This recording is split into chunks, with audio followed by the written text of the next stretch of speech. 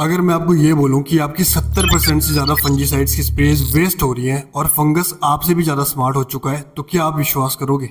फिर आप बोलोगे कि दवाई वीक होगी इसीलिए फंगस मर नहीं रही, बट ऐसा नहीं है। फंगस इसलिए नहीं मर रही क्योंकि फंगस रेजिस्टेंट हो चुकी है, और सबसे डेंजरस बात यह है कि उसको रेजिस्टेंट हम लोग ही बना रहे हैं। तो चलो समझते हैं फंगल रेजिस्टेंस होती क्या है, फंगस रेजिस्टेंट क्यों होती है और कैसे होती है। फंगस जब फंजीसाइड्स को पहचानने लगती है और उसको पहचान के अपने अंदर बायोकेमिस्ट्री में चेंज लेके आती है ताकि उस केमिकल का उसके ऊपर कोई असर ना हो, इसको ही बोलते हैं रेजिस्टेंट होना। उसके बाद फिर आप चाहे उस सेम प्रोडक्ट की जितनी मर्जी स्प्रे कर लो, सेम डोज पे वो असर नहीं करता। और ये रेजिस्टेंस एक दिन में डेवलप नहीं होता है, इसमें टाइम लगता है, धीरे धीरे होकर डेवलप होता है।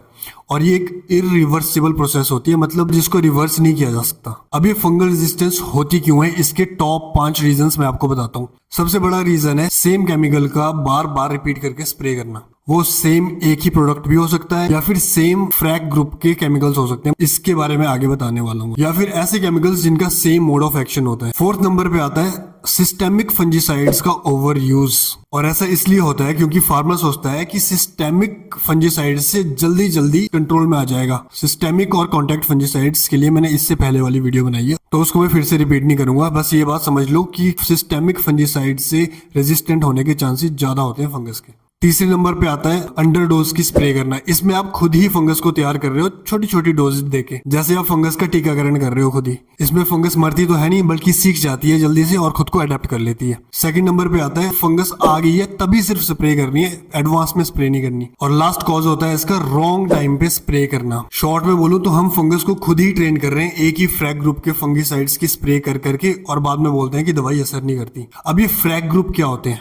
FRAC ये एक इंटरनेशनल बॉडी है जिसका फुल फॉर्म है फंजीसाइड रेजिस्टेंस एक्शन कमेटी। ये फंजीसाइड्स को अलग अलग ग्रुप्स में क्लासिफाई करती है डिपेंडिंग अपॉन कि उसका मोड ऑफ एक्शन क्या है या फिर उसके फंगस में रेजिस्टेंस आने के चांसेस कितने हैं। इस बात का ध्यान रखना कि FRAC ये जो फ्रैक है ये किसी ब्रांड के लिए नहीं होता, ये उसके अंदर केमिकल जो है, जो सॉल्ट है, उसके लिए होता है। फ्रैक क्लासिफिकेशन होती है, ये 3 बेसिस पे होती है। नंबर 3 पे आता है, जैसे मैंने पहले बोला, कि कितना रेजिस्टेंस होने के चांसेस हैं फंगस के। सेकंड क्राइटेरिया है कि वो फंजीसाइड फंगस के किसी एक साइड पे एक्शन लेता है या फिर मल्टी साइड्स पे एक्शन लेता है। और जो तीसरा क्राइटेरिया है वो होता है कि कहाँ पे किस साइड पे फंगस को मार रहा है, मतलब उसकी माइटोकॉन्ड्रिया को मार रहा है, उसकी सेल वॉल को मार रहा है, उसकी सेल मेम्ब्रेन को तोड़ रहा है। तो ये फ्रैक ग्रुप्स है ना, ये बहुत टाइप्स के हैं, बट मैं आपको सिर्फ वही टॉप 5 ग्रुप्स बताता हूँ जिनको हम यूज करते हैं रेगुलर बेसिस पे। पहला है फ्रैक M, multi side contact fungicides. ये वो फंजीसाइड्स होते हैं जो फंगस के ऊपर मल्टीपल साइड्स पे एक्शन करते हैं। इसमें मोस्टली कॉन्टैक्ट फंजीसाइड्स आते हैं, जैसे मैनकोजेब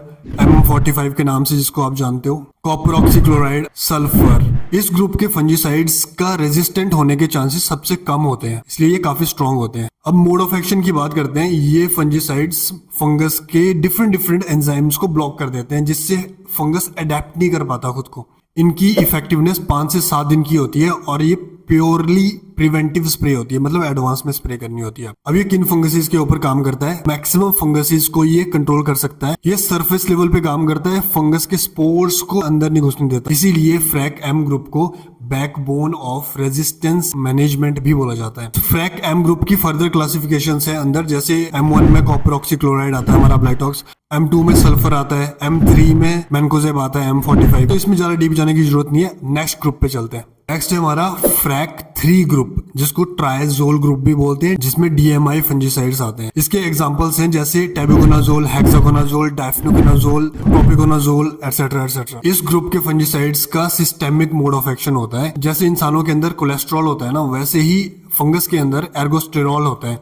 उसकी बायोसिंथेसिस को ये रोक देता है, जिससे उस फंगस की जो सेल मेम्ब्रेन है वो वीक पड़ जाती है। इस ग्रुप को आप क्यूरेटिव और प्रिवेंटिव दोनों में यूज कर सकते हो। इसकी इफेक्टिवनेस 7 से 12 दिन तक होती है और ये मोस्टली इफेक्टिव होता है against powdery mildew, rust, scab, leaf spots जैसे अल्टरनेरिया और मार्सोनिना हो गया। और इस ग्रुप के लिए फंगस का रेजिस्टेंट होने के चांसेस मीडियम लेवल पे होते हैं। नेक्स्ट आ जाओ फ्रैक 11 पे, जिसमें आते हैं स्ट्रोबिल्यूरिन्स। इसके एग्जांपल्स हैं जैसे एजॉक्सिस्ट्रोबिन, ट्रिफ्लॉक्सीस्ट्रोबिन, पायरेक्लोस्ट्रोबिन। इसका मोड ऑफ एक्शन क्या होता है? फंगस की QO साइड पे ये अटैच हो जाता है खुद। फंगस के अंदर माइटोकॉन्ड्रिया की रेस्पिरेशन को ब्रेक कर देता है और उसके अंदर एनर्जी नहीं बन पाती। ये फंजीसाइड सिस्टेमिक और ट्रांसलेमिनर होता है, मतलब पत्ते के एक साइड से दूसरी साइड को भी ये असर कर जाता है। इसकी इफेक्टिवनेस होती है 10 से 14 दिन तक। ये इफेक्टिव होता है against downy mildew, rust, blights के लिए। बट इस ग्रुप के लिए ना फंगस की रेजिस्टेंट होने की चांसेस बहुत हाई होते हैं। चौथा है हमारा फ्रैक 7। फ्रैक 7 में आते हैं STHI फंजीसाइड्स जैसे बॉसकैलिड, फ्लूओपाइराम, पैंथियोपाइराड, मैप्रोनिल। इसका मोड ऑफ एक्शन होता है ये STH एंजाइम सक्सिनेट डिहाइड्रोजिनेज, इसको ब्लॉक कर देता है ये, जिससे फंगस के अंदर रेस्पिरेशन कोलैप्स हो जाती है। इसकी इफेक्टिवनेस भी 10 से 14 दिन की होती है। ये ग्रुप इफेक्टिव होता है अल्टरनेरिया के लिए, बोट्राइटिस के लिए, लीफ ब्लाइट्स के लिए, बट इसके भी रेजिस्टेंस होने के चांसेस बहुत हाई होती है। लास्ट ग्रुप जिसके बारे में हम डिस्कस करेंगे वो है फ्रैक 4, फिनाइलएमाइड्स। इसके एग्जांपल्स है जैसे मेटालेक्सिल, मिफेनोक्साम। इसका मोड ऑफ एक्शन होता है ये फंगस के अंदर RNA की सिंथेसिस को ब्रेक कर देता है। इन फंगसेस के अगेंस्ट अच्छी प्रोटेक्शन देता है जैसे oomaisids, फाइटोप्थोरा जो रूट रॉट वगैरह करती है, pythium, downy mildew. But problem ये है कि इस ग्रुप की रेजिस्टेंट ऑलरेडी काफी हद तक हो चुकी है। इन ग्रुप्स की इफेक्टिवनेस का एक टेबल मैं यहाँ लगा रहा हूँ। बहुत सी फंगस ऐसी होती हैं जो 5 से 7 दिन के बाद अपने स्पोर्स मिलियंस में बाहर प्रोड्यूस करती हैं, इसलिए हर 5-7 दिन के बाद नेक्स्ट आउटब्रेक होने के चांसेस हो जाते हैं अगर आप उसको प्रॉपर कंट्रोल ना करो। रेजिस्टेंस को रोकने के लिए गोल्डन रूल ये है, ध्यान रखना। पहला, एक ही फ्रैक ग्रुप को बार बार रिपीट नहीं करना। सेकंड, हमेशा मल्टी साइट फंजीसाइड्स को हमेशा इंक्लूड करो, मतलब फ्रैक M। तीसरा, हमेशा प्रिवेंटिव स्प्रेज करो। चौथा, करेक्ट डोज और करेक्ट pH पे स्प्रे करनी है। पांचवा, रोटेशन ज्यादा इंपॉर्टेंट है ब्रांड से, मींस रेजिस्टेंस ब्रांड के चेंज करने से हो ना हो, बट फ्रैक ग्रुप अगर चेंज करोगे तो पक्का रेजिस्टेंस कंट्रोल आ जाएगी। एंड आई एम 100% श्योर कि इस वीडियो को देखने के बाद आप फ्रैक भी समझ गए हो, मोड ऑफ एक्शन भी समझ गए हो कि और कैसे रोटेशन करनी है ये भी समझ गए हो। तो इस वीडियो को सेव करके रखना और अपने दोस्तों के साथ शेयर करना। मिलते हैं नेक्स्ट वीडियो में। Thank you so much.